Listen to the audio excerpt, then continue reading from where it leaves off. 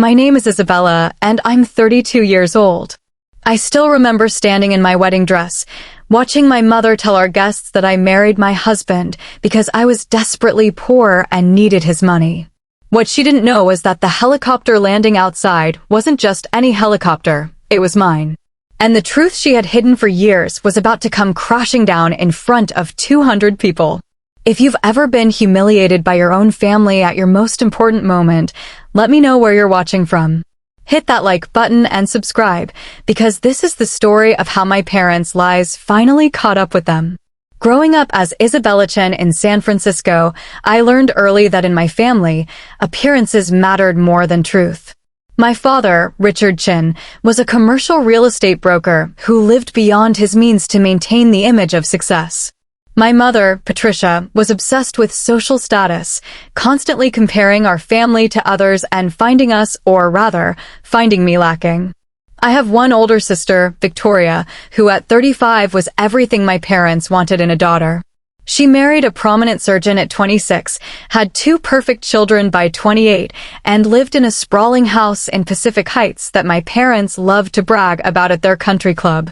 Victoria and I used to be close when we were children, but as we grew older, she embraced our parents' values completely, becoming just as judgmental and status-obsessed as they were.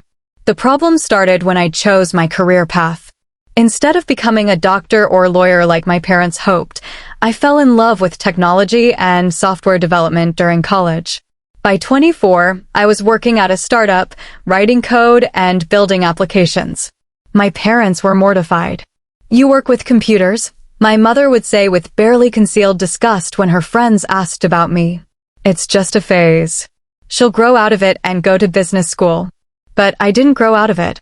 At 26, I co-founded a software company with 2 colleagues from my startup days. We created a platform that helped healthcare providers streamline patient data management. Nothing flashy or consumer-facing, but essential infrastructure that hospitals desperately needed. For the first 3 years, we struggled. I worked 80-hour weeks, lived in a tiny studio apartment, and drove a beat-up Honda Civic that was older than my college diploma. My parents saw only the surface, the long hours, the modest lifestyle, the lack of a prestigious title, and concluded I was failing. "When are you going to get a real job?" my father would ask during our increasingly infrequent family dinners. "You're almost 30, Isabella. This startup nonsense needs to end." What they didn't know, because they never asked and I never told them, was that by year 4, our platform had gained serious traction. We secured contracts with 3 major hospital systems. By year 5, we were processing data for over 200 healthcare facilities across the country. And by my 30th birthday, we had just been approached by a major tech conglomerate with an acquisition offer that would change my life forever. The acquisition closed 2 months before my 31st birthday. My share came to $47 million after taxes. Overnight, I went from scraping by to having more money than I could have imagined. But I didn't tell my parents. After years of their dismissal and criticism, I had no desire to share this victory with people who had never believed in me. I kept living modestly, though I did upgrade to a nicer apartment and buy a reliable car, nothing extravagant, just comfortable. I started investing in other startups, particularly those founded by women and minorities who faced the same skepticism I had encountered. I took flying lessons, fulfilling a childhood dream. And I started dating Michael.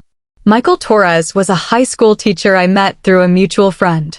He taught history to 10th graders, coached the debate team, and had absolutely no interest in wealth or status. He lived in a small apartment, drove an old Subaru, and spent his summers volunteering with an educational nonprofit. He was kind, intelligent, funny, and completely content with his life. I fell in love with him immediately. We dated for 8 months before I told him about the acquisition and the money. I needed to know he loved me for who I was, not what I had. When I finally explained everything over dinner one night, he was shocked but not interested in changing anything about our relationship or his life. "That's incredible, Bella," he said, using the nickname only he called me. "I'm so proud of what you built. But I hope you know that to me, you're the same person you were yesterday. The money doesn't change anything." That's when I knew I wanted to marry him. We got engaged on a hiking trip, no fancy restaurant, no expensive ring, just the two of us on a mountain trail at sunset. The ring was a simple band because Michael insisted he couldn't afford anything elaborate on a teacher's salary, and I didn't want him to feel pressured to spend money he didn't have. When I told my parents we were engaged, my mother's first question was, "What does his family do?" "His parents are retired," I said carefully. His father was a bus driver and his mother was a school cafeteria worker. The silence on the phone was deafening. "Isabella," my mother said slowly, as if speaking to a child, "you cannot be serious." "I'm completely serious. I love Michael and we're getting married." My father got on the line. "What about his prospects? His earning potential? You're 31 years old. You can't afford to marry someone who will never be able to provide for you."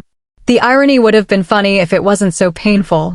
They assumed I needed providing for, that I was making a desperate choice because my little computer hobby had left me with limited options. "I don't need anyone to provide for me," I said quietly. "I can take care of myself." "Don't be naive," my mother snapped. "You're barely making ends meet with that startup thing. We've seen your apartment, Isabella. It's tiny. You drive a Toyota. You dress like a college student. And now you want to marry a public school teacher? At least try to marry someone with a future." I should have told them the truth then. But something stopped me: pride, hurt, years of accumulated resentment. I decided that if they couldn't see my worth without a price tag attached, then they didn't deserve to know. "Michael is a good man," I said firmly. "We're getting married whether you approve or not." After a long pause, my father said, "Fine. But don't expect us to pay for this wedding. If you want to make this mistake, you can fund it yourself." "That's fine," I replied. "I've got it covered." Another silence, then my mother. "How much were you thinking of spending?" "Whatever it takes to have the wedding we want." My mother laughed, not kindly. "Isabella, be realistic. You can't have some grand fantasy wedding on your budget. Maybe something small and simple would be more appropriate for your circumstances." "I'll figure it out," I said, and ended the call. The truth was, I had already started planning exactly the wedding I wanted. I hired one of the best wedding planners in San Francisco, reserved the Fairmont Hotel's grand ballroom, and began designing an event that would be beautiful, elegant, and completely authentic to who Michael and I were. My parents assumed I was going into debt. Victoria, who called me after hearing about the engagement, warned me not to embarrass the family with a tacky, cheap wedding. "Just keep it small," she advised in that condescending tone she'd perfected. "Maybe a nice brunch somewhere modest. Given your financial situation, people will understand." I let them all believe what they wanted to believe. 3 months before the wedding, Michael and I completed our flight training and both got our private pilot licenses. We purchased a helicopter together, a Robinson R-44 that we kept at a small airfield outside the city. It became our weekend escape, flying up the coast or out to wine country. My parents still knew nothing about my financial situation. As far as they were concerned, I was a struggling startup founder barely keeping my head above water, about to marry a poor teacher and ruin my life. The wedding planning continued. We sent out invitations to 200 guests, friends from college, my tech industry contacts, Michael's teaching colleagues, his family, and yes, my family. The invitation was elegant, printed on thick cream cardstock with gold lettering, indicating a formal evening affair at one of San Francisco's premier venues. My mother called the day she received hers. "Isabella, this invitation must have cost a fortune. Please tell me you're not going into debt for this." "Don't worry about it, Mom." "The Fairmont? Really? Do you know how expensive that venue is?" "I'm aware. And 200 guests? How can you possibly afford to feed 200 people?" "I have it handled." "This is irresponsible," she said, her voice rising. "You're starting your marriage drowning in wedding debt. Why can't you just have something small and appropriate for your means?" "Because this is what we want," I said calmly. "You don't need to worry about the cost." "Of course I'm going to worry. You're my daughter, even if you make foolish decisions. Someone has to talk sense into you." The criticisms continued over the following months. Every time my mother saw a detail about the wedding, the flowers, the band, the photographer, she had something negative to say about the expense. My father stopped speaking to me entirely, apparently too disappointed to engage. Victoria took a different approach. 2 months before the wedding, she invited me to lunch at her country club. "Look," she said, swirling her wine glass, "I know you're struggling financially. It's nothing to be ashamed of. Your little tech thing didn't work out, and now you're marrying someone who can't help you. But this wedding you're planning is going to bankrupt you. I appreciate your concern." "Let me finish," she interrupted. "I've talked to Mom and Dad. We want to help. We'll give you $15,000 toward the wedding if you scale back. Cancel the Fairmont, find something more modest.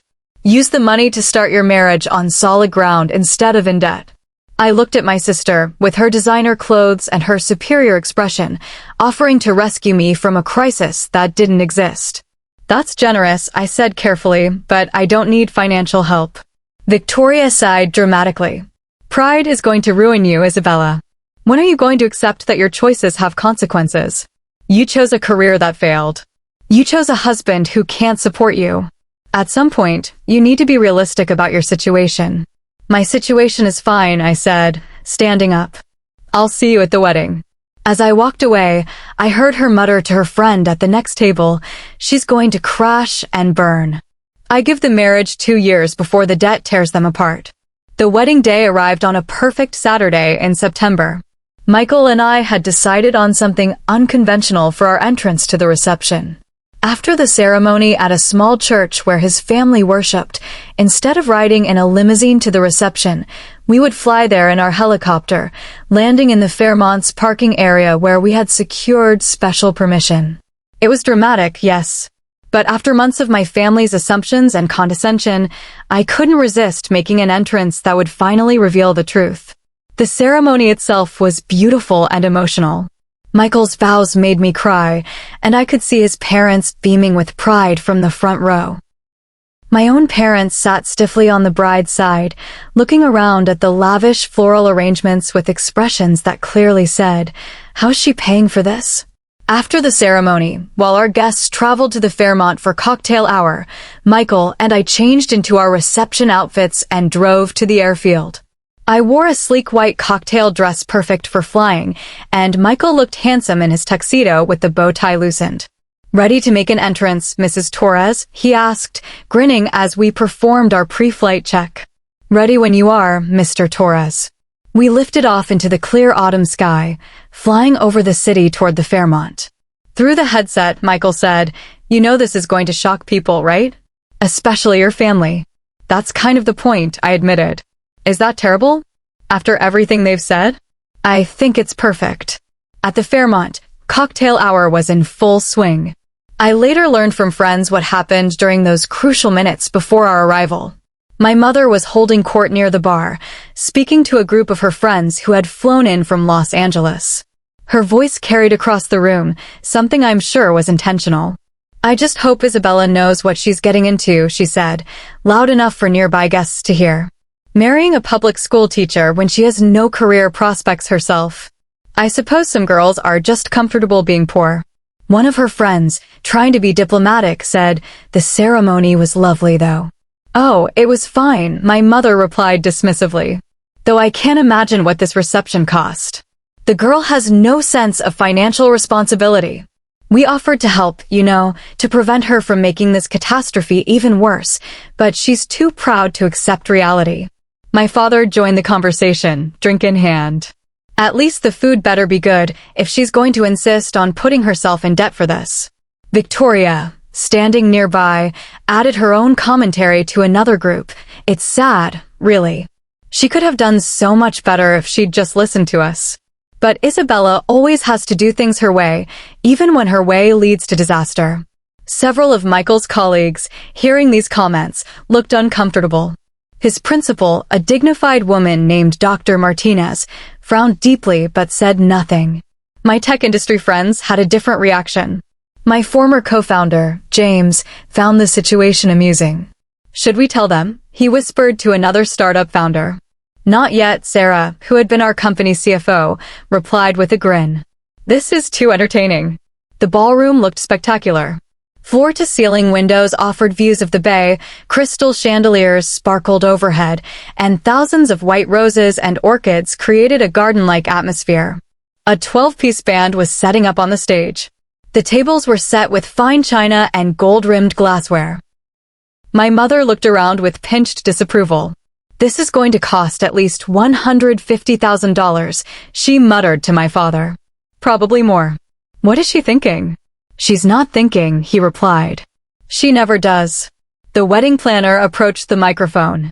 "Ladies and gentlemen, if I could have your attention, please. The bride and groom will be arriving shortly in a very special way. If everyone could move toward the windows, you'll want to see this." Curious guests migrated toward the floor-to-ceiling windows overlooking the city. The sun was beginning to set, painting the sky in shades of orange and gold. Then someone spotted it, a helicopter in the distance, flying toward the hotel. "Is that for the wedding?" someone asked. "Must be some kind of flyover," another guest suggested. "Maybe a friend of theirs works for a tour company." The helicopter grew closer, and then it began its descent, clearly heading for the designated landing area visible from the ballroom windows. The crowd pressed closer to the glass, watching with growing excitement. My mother, still at the bar, said loudly, "How tacky. Who arranged for a helicopter to interrupt the reception?" But Victoria had moved to the windows, and her expression was changing from condescension to confusion. "Mom," she said slowly, "I think that helicopter is landing here. For the wedding." "Don't be ridiculous," my mother replied. Isabella could never afford. She stopped mid-sentence as the helicopter touched down smoothly in the designated area. Through the windows, everyone watched as Michael stepped out first, then turned to help me out. The crowd erupted in applause and excited chatter. "That's the bride and groom," someone exclaimed. "They flew here in a helicopter. Oh my God, that's so cool." My mother stood frozen, her wine glass suspended halfway to her lips. My father's mouth had fallen open. Victoria looked like she'd seen a ghost. We made our way into the building, and moments later, the ballroom doors opened. The band struck up our entrance song, and Michael and I walked in hand, grinning at our cheering guests. The wedding planner announced, "Ladies and gentlemen, for the first time as husband and wife, please welcome Michael and Isabella Torres." The applause was thunderous. We made our way to the head table, stopping to hug friends and accept congratulations. When I caught my mother's eye across the room, her expression was a mixture of shock, confusion, and something that looked like fear. After our first dance and the parent dances, it was time for toasts. Michael's best man, his college roommate, gave a funny and touching speech about their friendship. My maid of honor, my best friend from college, spoke about watching me build my company from nothing and finding love with someone who valued me for who I was, not what I had. Then my father stood up. This wasn't planned, he wasn't supposed to give a toast. But he approached the microphone and the room fell silent. "I'd like to say a few words about my daughter," he began, his voice uncertain. "Isabella has always been independent. She's made choices that her mother and I didn't always understand. Marrying Michael is one of those choices." I felt Michael's hand tighten around mine under the table. But my father continued, clearing his throat, "We hope they'll be happy, even if the road ahead is financially challenging. Marriage isn't easy, especially when money is tight. We just want Isabella to know that despite her choices, we love her." The room was uncomfortable silent. Several guests shifted awkwardly. It was perhaps the most backhanded, insulting toast anyone had ever given. My father sat down, looking pleased with himself, as if he'd fulfilled some fatherly obligation. I stood up. This also wasn't planned, but I couldn't let that moment pass without response. "Thank you, Dad," I said, walking to the microphone. "I appreciate those words. And since we're sharing, I think it's time I shared something with all of you, especially my family." My mother's eyes widened in alarm. Many of you don't know this, but 6 years ago, I co-founded a healthcare software company. We built a platform for patient data management. It was hard work, years of 80-hour weeks, living on ramen, driving a beat-up car. My parents saw all of that and assumed I was failing. I looked directly at my mother and father. What they didn't see, because they never asked, was that 4 years ago, we started landing major contracts. 3 years ago, we were processing data for hospital systems across the country. And 2 years ago, we were acquired by a major tech company. The room was completely silent now. Every eye was on me. My share of that acquisition was $47 million after taxes. Gasps rippled through the crowd. My mother's face went white. Victoria's hand flew to her mouth. The helicopter you just saw? That's mine and Michael's. We both have our pilot licenses. The car my father mocked? I chose it because it's reliable and environmentally friendly, not because I can't afford something else. This wedding? I paid for every penny of it, and it's exactly what we wanted. I turned to Michael, who was watching me with love and pride. I didn't marry Michael because I needed someone to provide for me. I married him because he's the kindest, most genuine person I've ever met. He saw me as a person, not a bank account or a status symbol. He loved me when he thought I was scraping by, which is more than I can say for some people in this room. Turning back to face everyone, I continued. My parents spent months telling anyone who would listen that I was poor, irresponsible, and making a terrible mistake. They offered me $15,000 to scale back this disaster of a wedding because they were so concerned about my debt. Several guests were now looking at my parents with undisguised disapproval. The truth is, I don't need anyone's rescue or pity. I built something I'm proud of. I married someone who values what really matters. And yes, I can afford my own helicopter. I raised my glass. So here's my toast. To building a life based on your own values, not other people's expectations. To finding someone who loves you for who you are, not what you have. And to proving that sometimes the people who believe in you least are the ones who should have believed in you most. Here, here, shouted James, my former co-founder, standing up. Soon the entire room was on its feet, applauding. All except my parents and Victoria, who sat frozen in mortified silence. As the evening continued, the atmosphere became increasingly divided. My tech friends, Michael's colleagues, and our real friends celebrated with joy and laughter. But in one corner of the room, my parents sat in stony silence, speaking to no one. Several guests approached them with barely concealed judgment. One woman I recognized from my mother's book club said pointedly, "Your daughter is remarkable.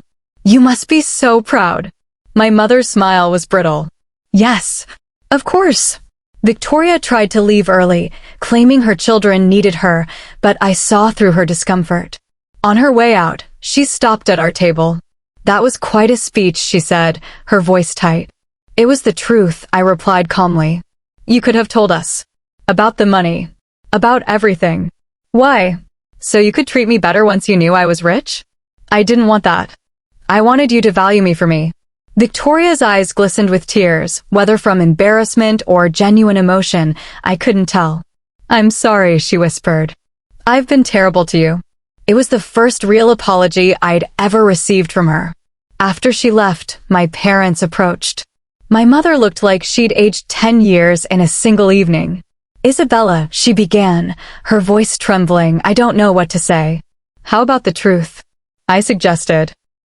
How about that you're embarrassed because you spent months telling people your daughter was poor and desperate, and now everyone knows you were wrong. My father at least had the decency to look ashamed. We thought we were protecting you. We thought you needed guidance. I needed parents who believed in me, I said quietly. Who asked about my life instead of assuming the worst.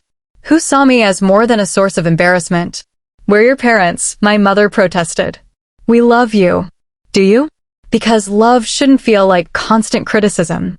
Love shouldn't be conditional on meeting your standards. The silence stretched between us.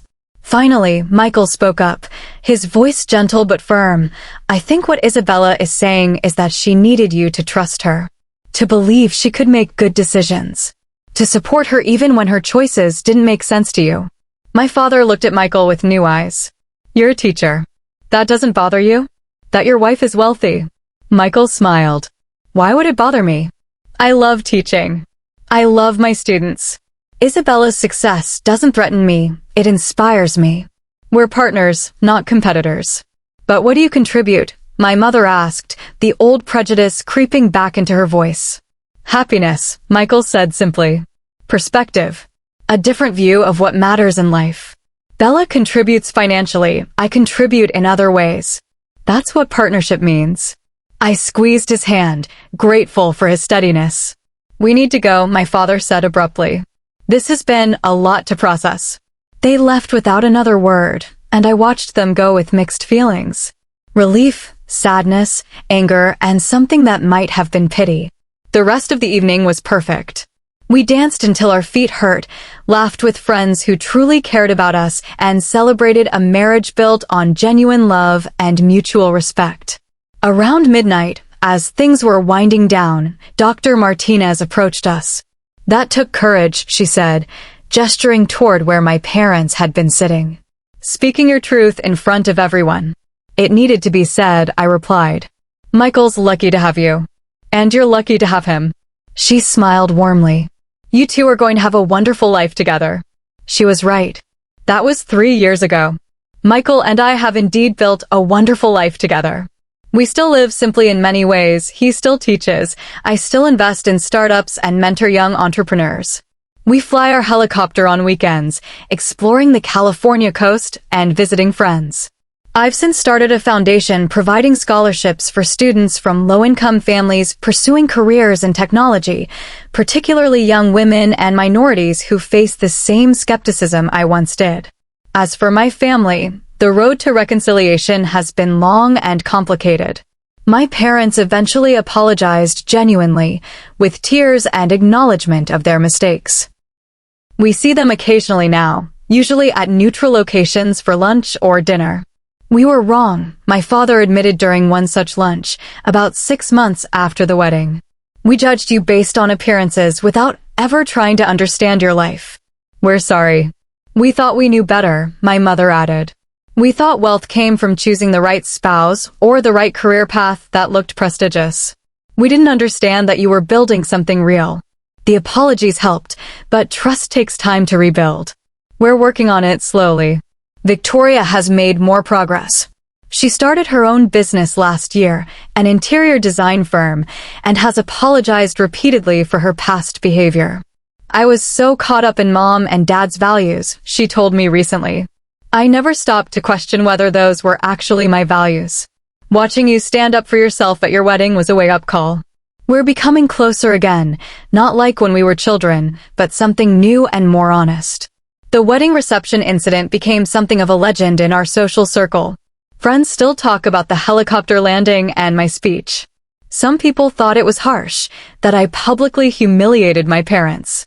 Others thought it was necessary and overdue. Michael and I don't regret it. Sometimes truth needs to be spoken, especially when it's uncomfortable. Do you ever wish you'd told them sooner? Michael asked me one night as we flew over the Golden Gate Bridge at sunset. About the money? I thought about it carefully. "No," I finally said, because their treatment of me revealed who they really were.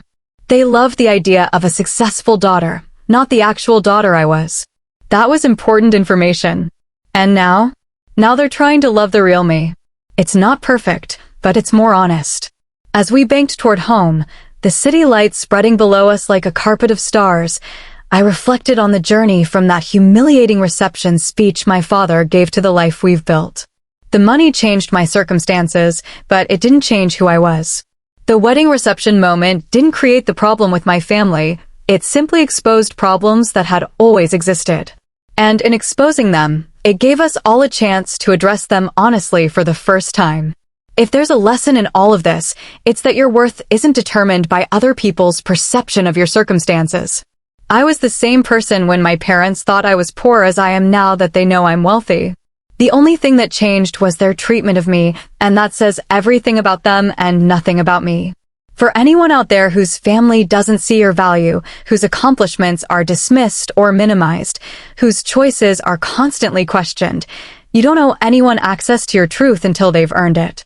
You don't have to prove yourself to people who refuse to believe in you. Build the life you want. Make the choices that align with your values. Surround yourself with people who see and appreciate who you actually are, not who they want you to be. And if you happen to have a helicopter to drive the point home, well, that doesn't hurt either. Have you ever had to stand up to family members who underestimated you? How did you handle being judged for choices that actually turned out well? Share your experiences in the comments below. And if this story resonated with you, please hit that like button and subscribe. Your success doesn't need everyone's approval, but it deserves celebration from people who truly care about you. Thank you for listening to my journey. Remember, the people who matter will see your worth, with or without a helicopter entrance.